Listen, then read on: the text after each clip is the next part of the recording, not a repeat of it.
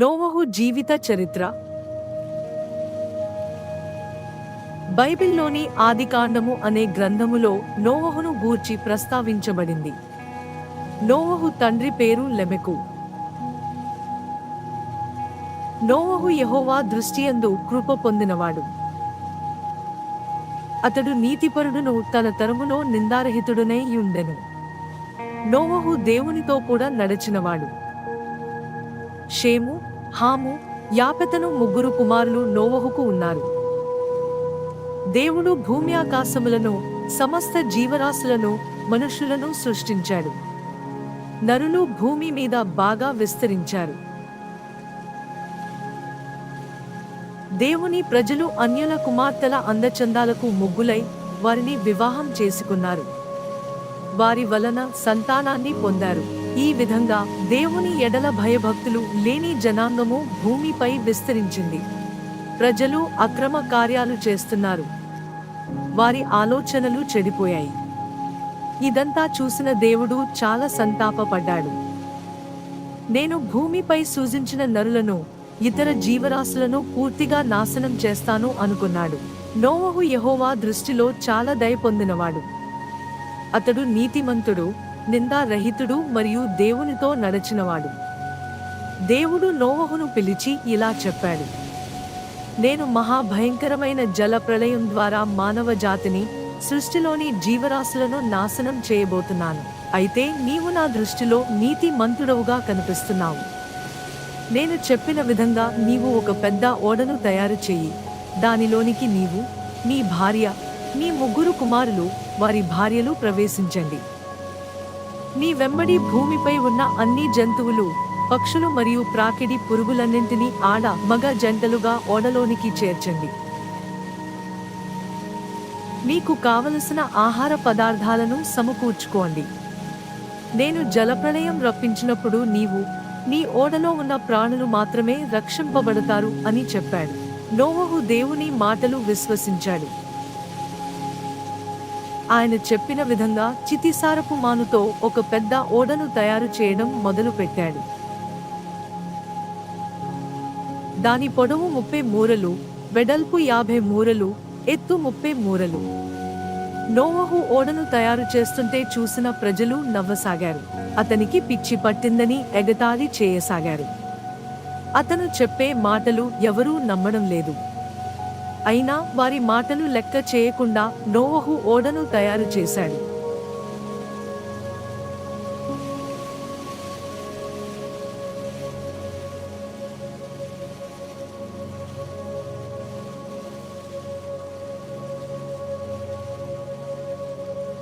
జలప్రళయం వచ్చిన సమయంలో నోవహు వయస్సు 600 సంవత్సరాలు.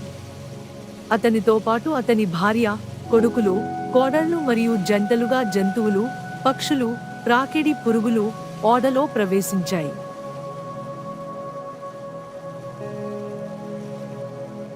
ఆ ఓడలో ప్రతి జాతికి చెందిన జంతువులు, పక్షులు ఉన్నాయి. 2వ నెల 17వ దినమున ఆకాశపు తూములు తెరవబడ్డాయి.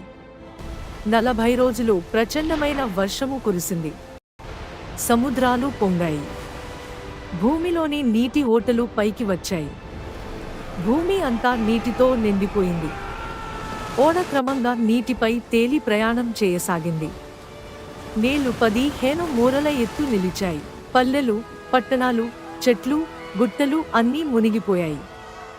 భూమిపై ఉన్న సమస్త జీవరాశులు మరణించాయి. భూమి మీద 150 రోజుల వరకు నీళ్లు వ్యాపించి ఉన్నాయి. నోవహు, అతని ఓడలో ఉన్న ప్రాణులు మాత్రమే జీవించి ఉన్నారు.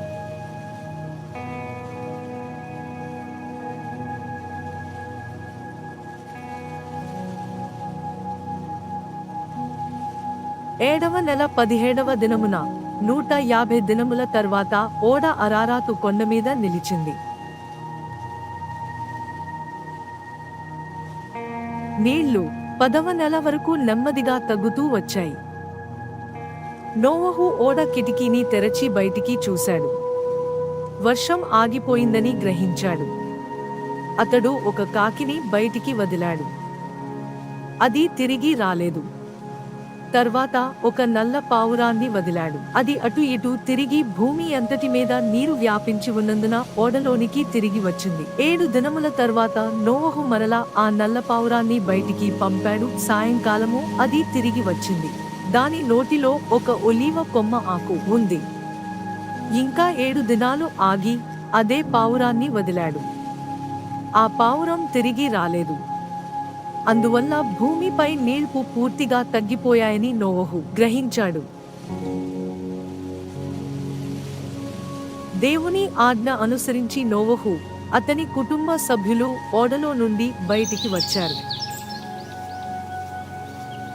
ఓడలో ఉన్న ప్రాణులు కూడా వారితో పాటు భూమిపైకి వచ్చాయి.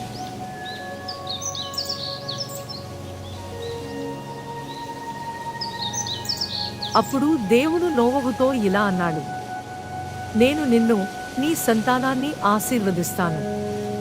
మీరు బాగా ఫలిస్తారు. భూమండలం అంతా వ్యాపిస్తారు. మీరు భూమిపై ఉన్న పంటలన్నీ తినవచ్చు.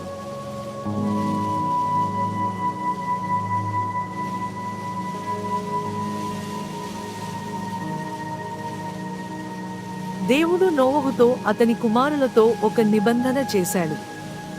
ఇకపై నేను నీటి ద్వారా మానవ జాతిని, సృష్టిని నాశనం చేయను. జనులు జలప్రళయం ద్వారా నాశనం చేయబడరు. మీకు, నాకు మధ్య ఏర్పరచుకున్న ఈ నిబంధనకు గుర్తుగా మేఘంలో నా ఇంద్రధనుస్సు ఉంచుతున్నాను.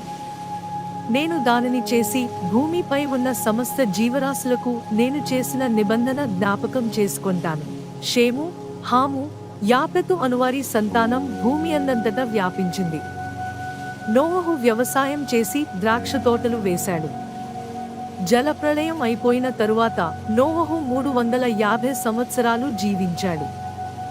మొత్తము 950 ఏండ్లు బ్రతికి తర్వాత మరణించాడు.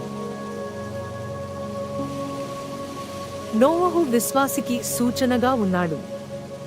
దేవుని మాటలు విశ్వసించినందున అతడు, అతని ఇంటివారు రక్షింపబడ్డారు. ఓడ యేసు క్రీస్తుకు సాదృశ్యంగా ఉన్నది.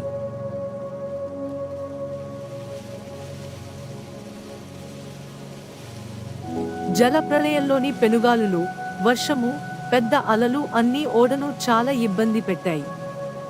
ఓడలో ఉన్నవారు మాత్రం భద్రంగా, నిశ్చింతగా ఉన్నారు. అలాగే యేసుక్రీస్తు కూడా మనందరి కొరకు శ్రమలు, అవమానాలు సహించి మనకు రక్షణ భాగ్యాన్ని ఇచ్చాడు. నిశ్చయముగా అతడు మన రోగములను భరించెను, మన వ్యసనములను వహించెను. యెషయా 53వ అధ్యాయము 4వ వచనము.